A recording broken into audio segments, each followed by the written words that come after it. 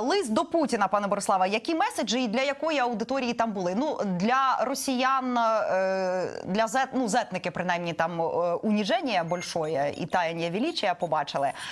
Для американців там що, і для європейців там що. І головне, оце візит Марка Рютте. Погоджували цього листа, коли натівці приїжджали? Чи це так збіглося? Про Марка Рютте не знаю. Знаю, що зі Сполученими Штатами лист погоджений не був, і це гарантована інформація. Більше того, вони про неї дізналися після того, як лист був оприлюднений. Про Марка Рютте мені невідомо. Там моїх джерел ще поки немає. Але це поки що. В іншому, що я можу сказати? Це взагалом, дивіться так, це гарне продовження історії з дозволом провести парад на Червоній площі. Красиво, красиво, весело, весело. Може припинити балістичні атаки по Києву? Ні. Наблизить це кінець війни? Ні. Примусить це Путіна посадить за стіл перемовин? Ні.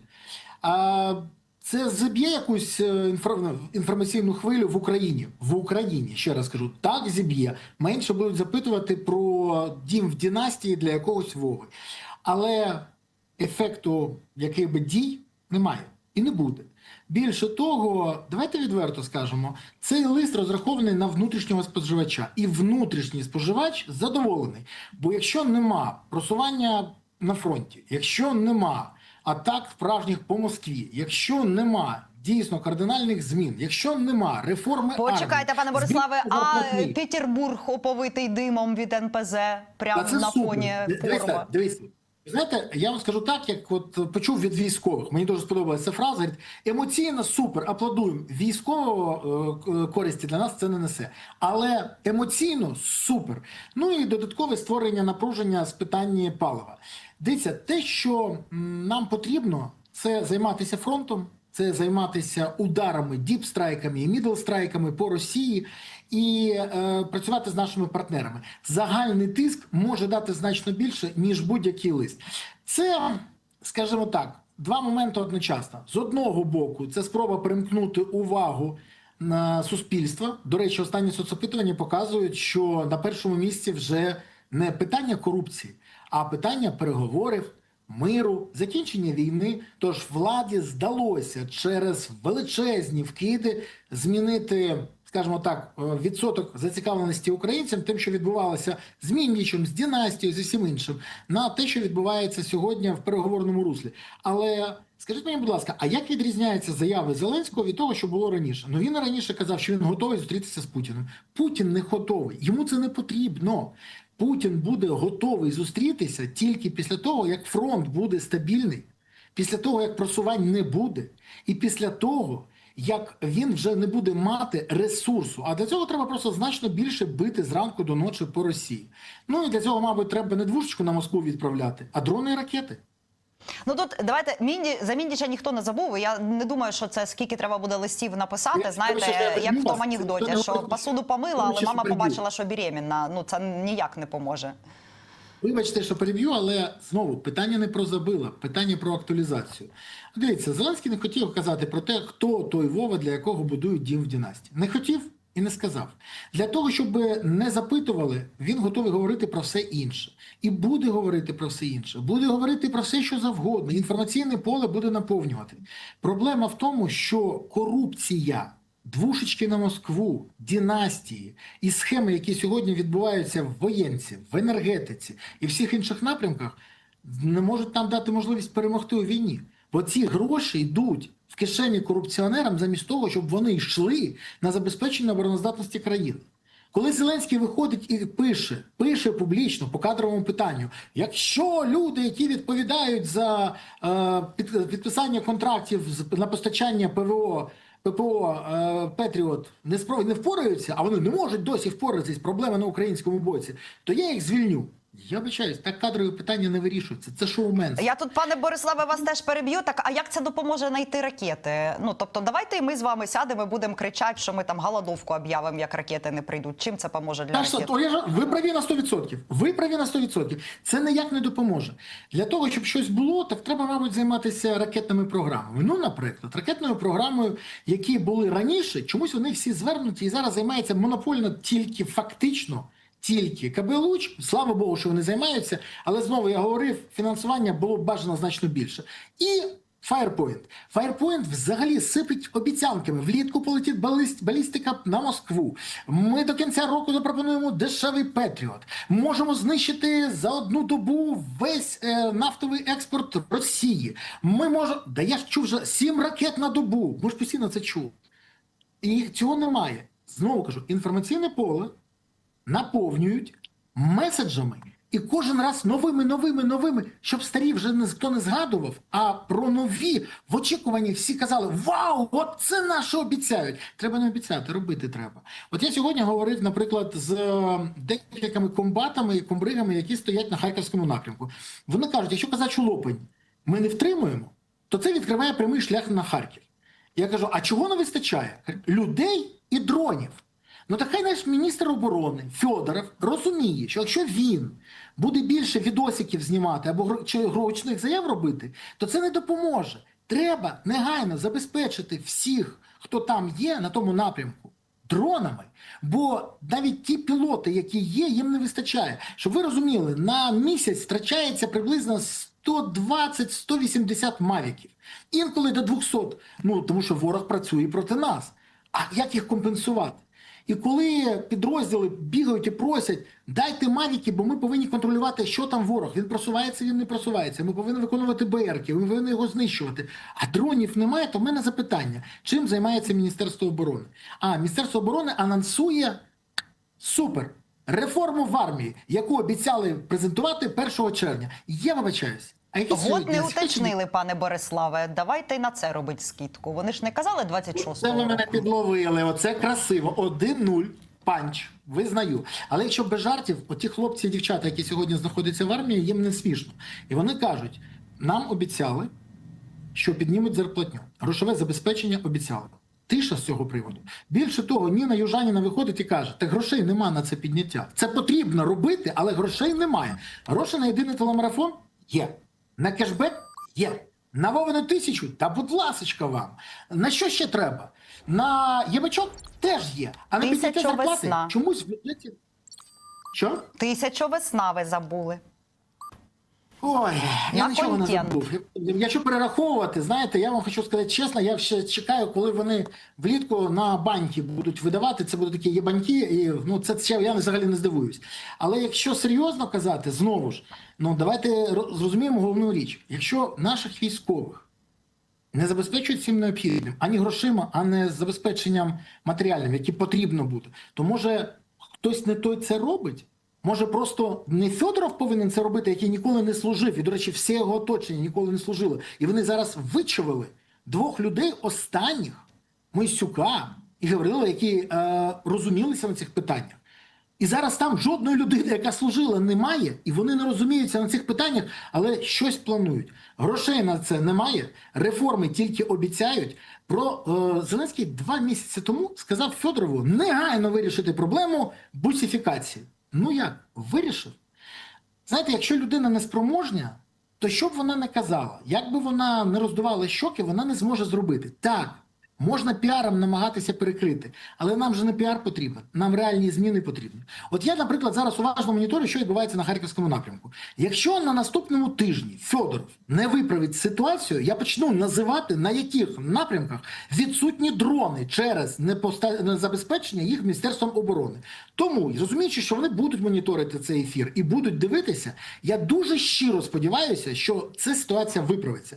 Бо те, що хлопці бігають по інших підрозділах, я не жартую, просять, позичте там на місяць, ми коли отримуємо, ми вам віддамо, або ще щось, або просять волонтерів допомогти, це ненормально. Це ненормально. Для того, щоб військовий виконував БРку, його треба всім забезпечити. Ну і друга історія. Ну у нас про терміни служби вже тільки, ну не знаю, мабуть, всі вже казали. Всі казали. Але де вони, терміни служби? Де ті контракти, де ті зарплати, де фінансування, де воно? Обіцяв 1 червня, повинен виконувати. Не може виконати? Хай каже. Я, Федоров, не впорався, іду. Тому що людина честі. Але якщо людина без честі, вона залишається і далі розповідає казки. Так, а хто ж хоче, розумієте, мобілізація дуже непопулярна історія, ну, погодьтеся. А не буває популярних мобілізацій. І Взагалі ніхто не хоче брати, стати обличчям цієї мобілізації, ну, хто буде відповідати за неї. І всі оце перекидають. Чому? А чому я можу казати? Вибачте, а чому я, який служив, можу казати про це? А Федоров, який не служив, не може. От і порівняйте. То може все ж таки треба звертатися до тих, хто може служити.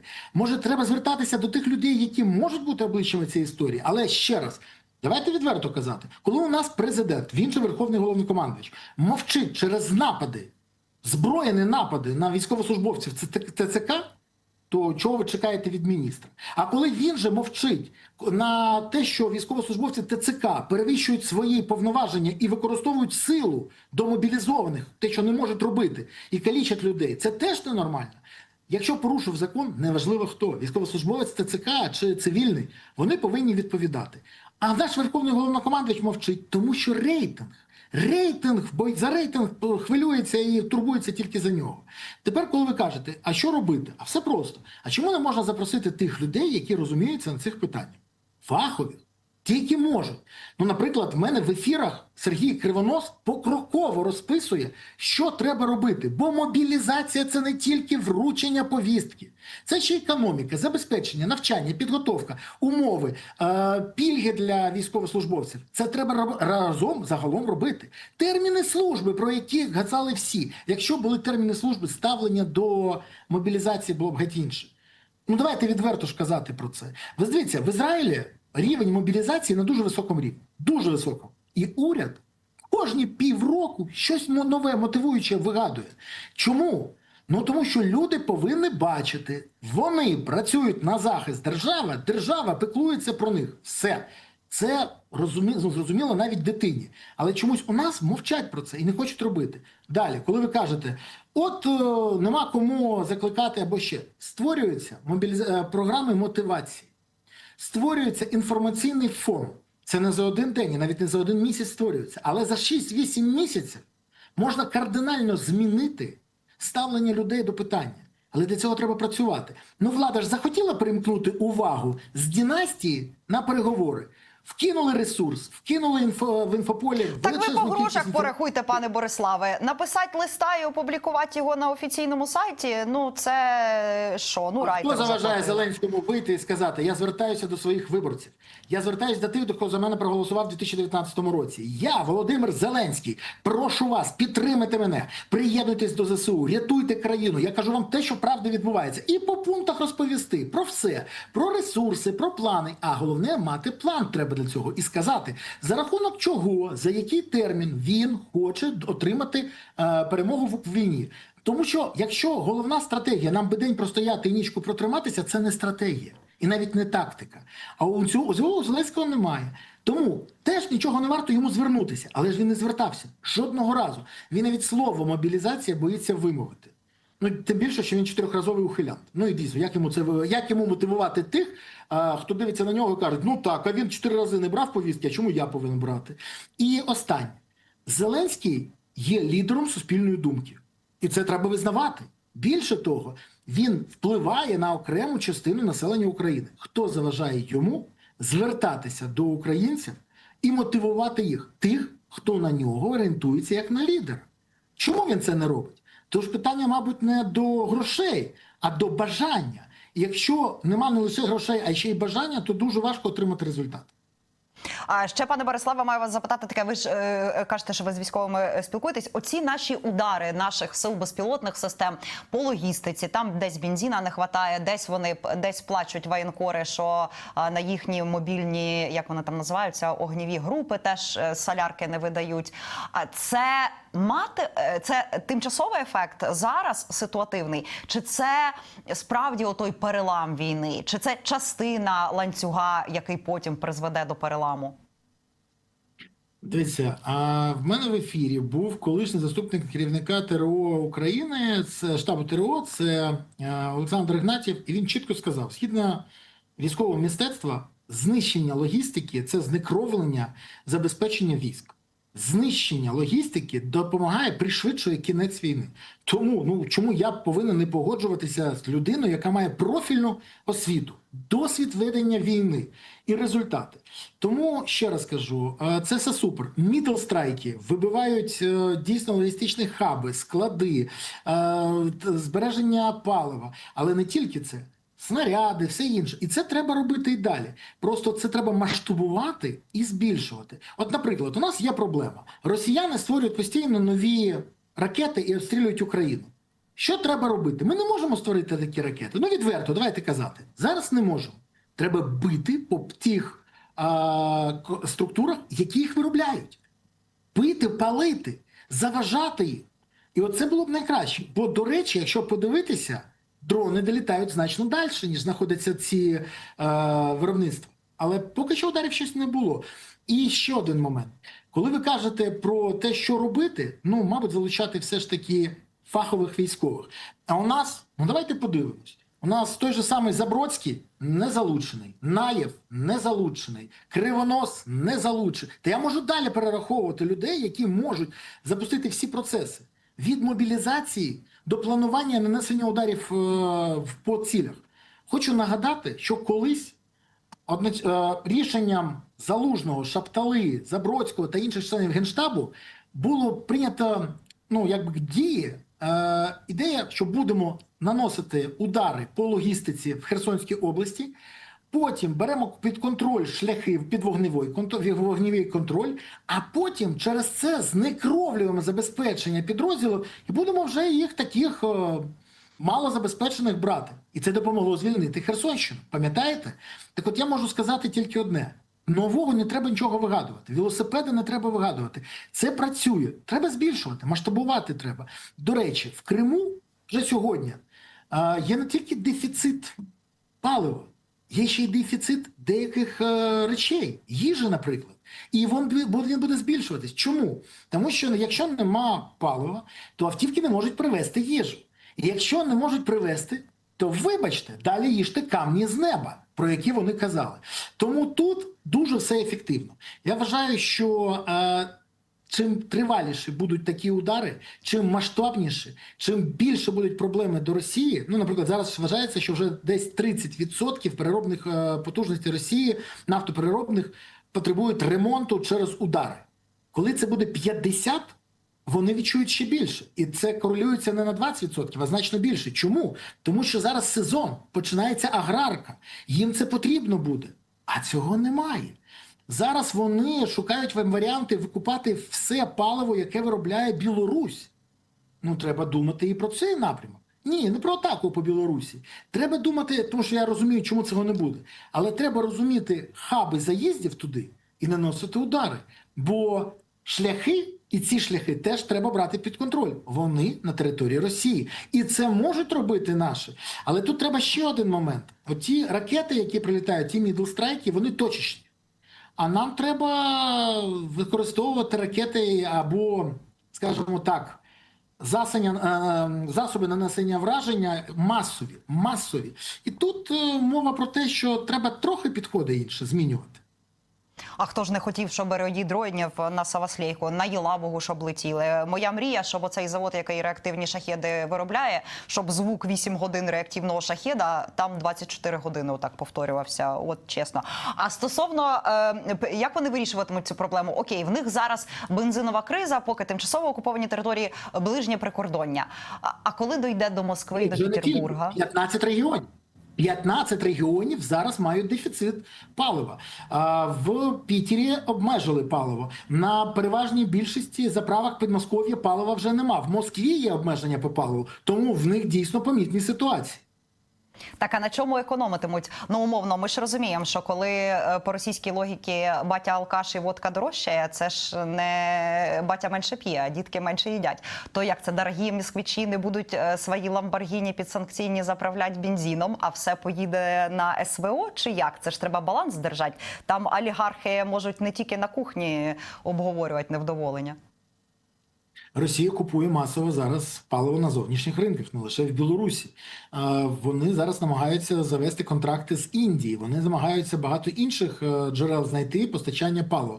Це, до речі, теж цікава історія, тому що у України є ще морські дрони, і вони теж можуть виконати завдання. Як, наприклад, сьогодні стосовно цих кораблів, які збіжжя крадене везли, там, до речі, чи ви розібралися, оця заява МЗС Азербайджану, вона про який корабель була? Дивіться, я поки що не розбираюся. Більше того, там дійсно треба розбиратися, що за збіжжя, як, що, хто. Тому що всі сторони розповідають свою історію. Я хочу послухати наших осінтерів, я отримую інформацію від них, і тоді буду розуміти, про що йдемо. До російської еліти ще ж запитаю, і в тому листі від Зеленського теж було звернення до цих російських еліт, але то таке. Дуже з'явилась така інформаційна хвиля, зокрема у західних медіа, про те, що незадоволені олігархи і російська еліта, і грошей мало, націоналізація, працюєш на Лукойлі, сам українські дрони збивай. Ми на бунт сподіваємось, я не знаю, на якийсь палацовий бункерний переворот? Чи як? Чи це сигнал від них? Аж отак зайшли до Путіна? Давайте по черзі. Ну, по-перше, дійсно, збивати дрони Лукойлу вдається, правда, своїми об'єктами, але дуже добре. І не лише їм. Я взагалі підтримую ці збиття, коли в Туапсе дуже вдале збиття було, дуже вдало збили так, що Туапсець палав скільки? 6 діб або 7, і не могли потушити. Поки не вигоріло, нічого не могли зробити. Взагалі зараз Туапсець крокує по Росії, і це добра новина для всіх нас. Але попри заяви того ж самого Дугіна та Малафєєва про готовність Росії воювати до 2036 року, реальність, відверто геть інша. І для цього треба, може так, прочитати той же текст, згаданий Wall Street Journal, про який ви зараз згадали. Там пишуть, що російська еліта починає розчаровуватись у війні. Це важливий меседж, дуже важливий меседж, і я би звернув увагу там на такого Олексія Чадаєва. Я його читаю. Це дуже розумна падлюка, дуже розумна, це правда. Голова в нього є, але навіть він зараз визнає, що зараз, навіть якщо курс війни залишається таким, як є, це курс не до перемоги, а до повномасштабної поразки. А він, такий імперець, путіноїд по повній. Але він точно не дурень, він ворог, але ворогів треба теж вивчати. І тому, коли я його читаю, я бачу, як в нього змінюється зараз ставлення. Він каже, війна зайшла, дійсно, в глухий кут, вони не можуть нічого зробити. А, наприклад, Василь Кашин, директор Центру комплексних європейських і міжнародних досліджень Вищої школи економіки в Москві, каже, що там є величезні проблеми. Він каже, що Україна неминуче залишиться вже антиросійською і прозахідною державою. Більше того, він особливо каже після того, що українці втратили сотні тисяч своїх співгромадян, яких вбили росіяни. І він каже, що ця війна остаточно розсікла Росію і Україну. А сподівання поставити в Києві дружній режим, яка була головною початковою ціллю Путіна, це не просто нереалістична, вона взагалі хімерна. Зараз це обговорюється доволі активно, і більше того, посилаючись, наприклад, війни США та Ізраїлю проти Ірану, вони кажуть про те, що навіть серйозна ескалація, як убивство президента Зеленського, як там сталося, наприклад, в Ірані, або чогось іншого українського, там якогось військового цивільного керівництва, лідерів суспільної думки, або щось найвірніше приведе до влади ще більш амбітних і радикальних українців, які точно не захочуть перемир'я з Росією і визнавати якусь поразку або ще щось. Тому тут якраз, знаєте, на Росії дійсно це обговорюють. А ще я можу дати вам невеликий інсайт, який поки що не був. Хвилиночка, навіть менше, давайте, 10 секунд, бігом. Давайте. В Сполучених Штатах почалися комунікації з російськими елітами повз каналу Дмитрієва і Лаврова. Оце найцікавіше. Російські еліти почали комунікувати зі Сполученими Штатами з питаннями, як вийти з цієї ситуації. Для нас це добра новина, тому що для них стало це дуже боляче терпіти.